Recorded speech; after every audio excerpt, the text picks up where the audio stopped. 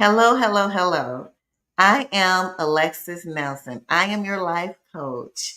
Thank you for joining me today on Evolve and Thrive Life Coaching Insights. We are in a series where we're talking about relationships.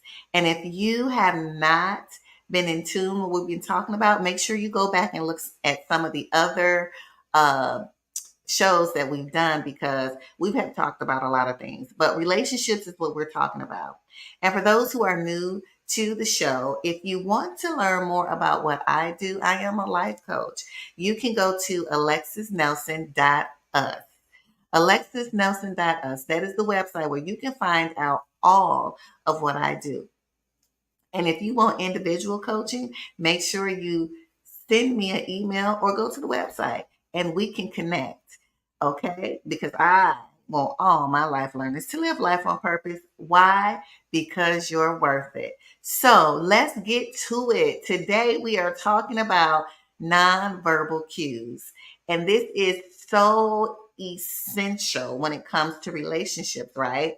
So I want us to understand we must pay attention to our body language and our tone of voice.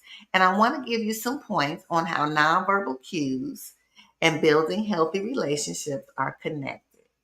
And so today we're going to start off with establishing trust. But wait a minute, life learners, I forgot to tell you to like and share. Like and share. And if you're watching the replay, make sure you like and share too. And drop your comments in the box if you have questions or you have something to say about one of the topics that I'm going to be discussing today as it pertains to nonverbal cues. So, establishing trust.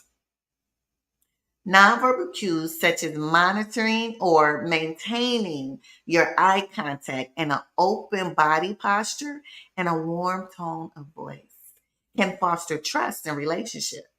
When individuals display positive nonverbal behaviors, it signals sincerity and reliability, which are essential for building trust, right? So this is why we have to really pay attention to our body language. Have you ever been in a conversation with someone and you're talking to them and they're looking all over the place? They're not looking you directly in your eye. They're either on their phone, they're scrolling, or they may be just in space somewhere. We don't know where, Mars or Venus. I don't know. But when someone does that and you're really trying to communicate something to them, you're like, are you really paying attention to me? Because you are in Jupiter and you can't hear me in Jupiter. I need you to be right here, right? So it's important that we give eye contact and open body posture. If someone is talking to you and you're like this, it gives them the message like, I really don't want to be a part of this conversation. Can you please move on? And so we have to be conscious of our body posture and also our tone of voice. They say something, you like, what you say? And they're like, what? Oh my God, I'm just trying to communicate how I feel to you, and you coming at me. And I don't like that. So we want to make sure that we are aware of those nonverbal cues because again, nonverbal cues and building healthy relationships are connected. And if we want healthy relationships, which we do, we want to be aware of our nonverbal cues because, again, it establishes trust. So that's number one. We're going to move on to the second point, which is emotional connection. All right, let's talk about it, life learners. Nonverbal cues play a significant role in establishing emotional connections with others. Expressive body language and the tone of voice conveys empathy, understanding, and support, which are fundamental for nurturing healthy relationships. So, let's talk a little bit about this emotional connection, right? And how your nonverbal cues really play a significant role in establishing those emotional connections.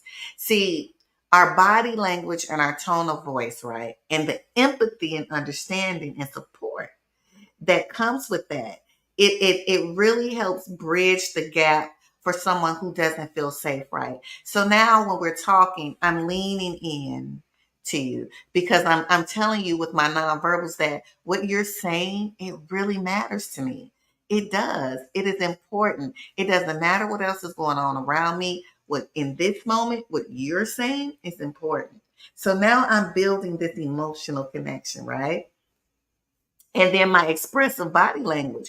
I didn't just slightly, I moved and you saw me come into you. And I'm giving you eye contact, remember, because I'm still working on those nonverbal cues. And I'm expressing to you in in empathy and understanding through my nonverbals. I don't even have to say a word. Or if you see someone at work, they're having an awful day, right? And here you come and you put your hand on their shoulder and you say, before the words come out, right? So they are hearing you say, I'm here. I understand. And here is this emotional connection, right? And this is important. This is help. This is what helps build relationships, honey. If you want a healthy relationship or you're having challenges in that area, you might want to take notes about right now. Okay. Because emotional connection can put you in a position where you have influence as well. But we won't even go there today. We're just going to stick with this. Okay.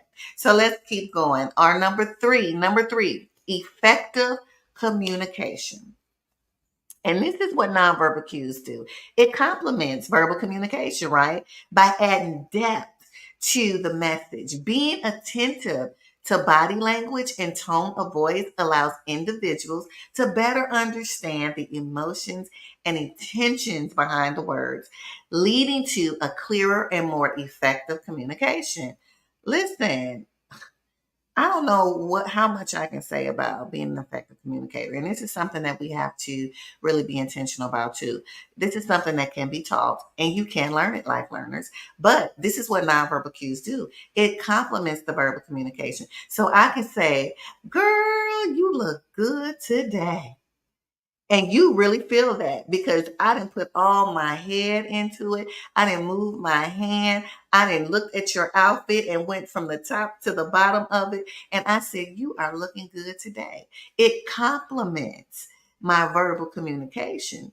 Or I could say, well done, honey. You did such a good job on that project. I am so proud of you. It complements the communication, right? And so this is another way nonverbals and relationships are connected. So let's keep it moving. Building rapport. This is one of my favorites. I tell people relationships, you cannot have a relationship if you don't build rapport. How is it that we're going to get to know one another if I don't get time to know you, right? So building rapport, this is another perk that nonverbal cues do. It contributes to the building rapport. It strengthens interpersonal bonds. So when individuals display open and inviting body language, along with a friendly tone of voice, it creates a welcoming environment where people feel valued and respected. This is important. Put a big like star next to this point. This is important. Rapport building is essential for any relationship, whether we're talking about nonverbal cues, whatever it may be. Rapport building is essential. That means you're taking time out to get to know people, and positive nonverbal cues contribute to that. So I'm seeing that you really are enjoying my company. So you're talking to me, and I'm like, yeah, and I'm smiling and my tone is warm. And so now you feel safe because now it creates this environment where I can talk to you and I can share some things with you in a safe environment. So that is another benefit of nonverbal cues. Another benefit of nonverbal cues, which is number 5, is resolving conflict. Nonverbal cues, believe it or not, can facilitate conflict resolution. Can somebody, are you picking up what I'm putting down? Okay. All right. I hope so. Because this is what nonverbal cues can do, life learners. It can help with resolving conflict. What it does, it promotes understanding and empathy between conflicting parties. Displaying a non-threatening body language and using a calm, again, we're back to this calm and respectful tone, life learners. It matters. And it can help de escalate tensions and find mutually agreeable solutions. Did you know? Listen, silence is powerful. Mhm. That's the nonverbal cue. Somebody, they are very upset. Say you're in a heated argument and they're trying to tell you that you messed up their project and you are just everything but everything, right? You're doing things just really out of order. So you're sitting there and you're saying not a word. You're not raising your tone. You're just listening and you're calm. That is a powerful tool of resolving conflict. Your nonverbal cue of I'm not getting, you don't see a raise in me, you don't see me getting angry, my face ain't all crunched up like I'm got smell something bad. No, you are calm, cool, and collective. And that nonverbal cue will definitely resolve conflict. And this is something, honey, we all have to work on because somebody will make you upset. You ready to go in, but you can't eat people up like a whole cheeseburger. You have to maintain your cool because this is a part of resolving conflict. And our next tip, number 6, is perception of support. Hmm. This is another one of my favorites because my trade is social work. This is something that we do quite often when we're working with our clients. Nonverbal cues such as nodding, smiling, and using a reassuring tone of voice signals support and encouragement. When individuals feel supported through positive and nonverbal behaviors, they are more likely to reciprocate and strengthen the relationship. Have you ever been in a conversation, say you're at work, okay, and you're telling someone like, I'm really having a hard day today. I'm trying to complete this project, but it seems like I have project on top of project. I don't have enough time, and I don't know what to do. It's causing me a little anxiousness. I just feel overwhelmed, and the person is looking at you like a dead in headlights. They're not nodding. They're not saying, "Okay, I understand." They're just like, and you're like, wait a minute. I'm over here having a mental breakdown and you're just staring at me. I don't get a nod. I don't get a, it's going to be okay. Nothing. So this is what nonverbal cues help with. It gives a perception of support. People want to feel like you're supporting them when they're talking to you. People want to feel like you're supporting them when they're going through a situation. And this is what nonverbal cues do. It helps with the perception of support. All right, love learners, are you with me? If you're with me, I want you to make sure that you can write down these different tips and you can go back over it. And for those who are just tuning in or you're watching the replay, make sure that you like and share. We are so excited about Life Learners joining us because guess what? When you join us, you are growing up and we are all about evolving and thriving.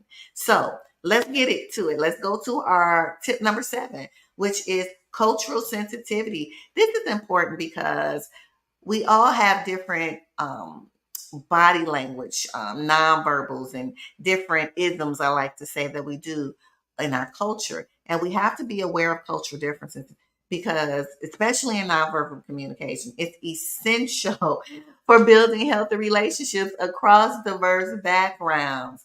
Understanding how different cultures interpret body language and tone of voice, it helps avoid misunderstandings and it fosters cultural sensitivity. Different cultures have different ways of expressing themselves.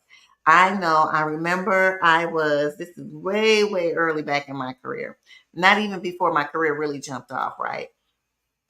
So I was working in a school and it was predominantly, it didn't have a lot of minorities in it, let me say that. And so it was very challenging for them to really understand how this particular population communicated. So I'm sitting there, and this young lady is expressing to me very colorful and vibrant. Yes, her voice was loud, but this is how she expressed herself. She wasn't trying to attack me. It wasn't that. She was just very passionate about what she was trying to communicate, right? And so the principal was standing next to me and she was like, "Should I call security? Should I call security?" And I'm like, "No, she's fine. She's not going to hurt me. This is just her way of expressing herself and she's passionate about it." And so learning cultural differences on how we communicate, even verbally and non verbally, can really help tone down those misunderstandings. And so this is why we have to be aware. And this is what um, I like to tell people: be aware of the different nonverbal cultural differences because there are. And we want to make sure that we are not being offensive to those who we may not know much about their culture. Okay. So, another thing, number 8, is building self awareness. This is a good one. I'm telling you, paying attention to your own nonverbal cues, that is crucial for building healthy relationships. Self awareness allows individuals to recognize how their body language and tone of voice impact others and make necessary adjustments to improve communication and interpersonal connections, right? So we have to be self aware. This is really important because I'm guilty. I'm guilty. My nonverbals are off the chain, life learners. If something doesn't sound right, I may kind of look at you like, and so I have to be really aware of what I'm saying with my face and that it's matching with what I'm saying out my mouth. Because people look at your nonverbals to kind of fill you out to see where you are. And I'm very good at masking that at times because of my profession. That's what I have to do. However, there are some times when I'm like, what? And I can't do that because that can really hinder someone's relationship with you, especially in a professional setting. If you're at work and your boss says something to you that's sideways that you don't like, and you kind of look at them with that stink face, that's not good, honey. You might get yourself fired. So you want to make sure you control those emotions, control the facials, because I'm telling you, I did. I had to get a lot of deliverance from the facial expressions. So you have to be self aware because this can either hinder or promote your relationship. Also, tip number 9, creating positive impressions. Positive nonverbal cues contribute to creating favorable impressions in initial interactions and ongoing relationships. Displaying confident body language and using a warm and engaging tone of voice can leave a lasting positive impression on others. Listen, for all those out there looking for a job, you want to make sure that you leave a positive impression. Do not come to the interview slouched down like you're uninterested, or this is one of my favorites, doing one of these numbers. No, you want your nonverbals to leave a favorable impression. Can you say favorable impression? Because your initial interactions with people, listen, when you come back for that second interview, what is going to set you apart? They're going to remember your colorful self. Like you all into what they're saying. So make sure that you leave a positive impression with your nonverbals. Do not give the stink face on an interview. Please and thank you. That will not be good for you. And I'm going to end with number 10. It promotes cooperation and collaboration. Nonverbal cues such as mirroring, which involves subtle matching the body language and tone of voice of others, can promote cooperation and collaboration. When individuals synchronize their nonverbal behaviors, it fosters a sense of unity and teamwork, strengthening relationships in the process. Listen, have you ever had a coworker that she was just so in tune because she knew your nonverbals and you all worked together to be able to get a project done? This is life right here, honey. You want to get to this level where you can promote cooperation and collaboration with your nonverbals. This is also something that husband and wives have. I can look at my husband and he can look at me and I can know exactly what he's saying without us saying a word.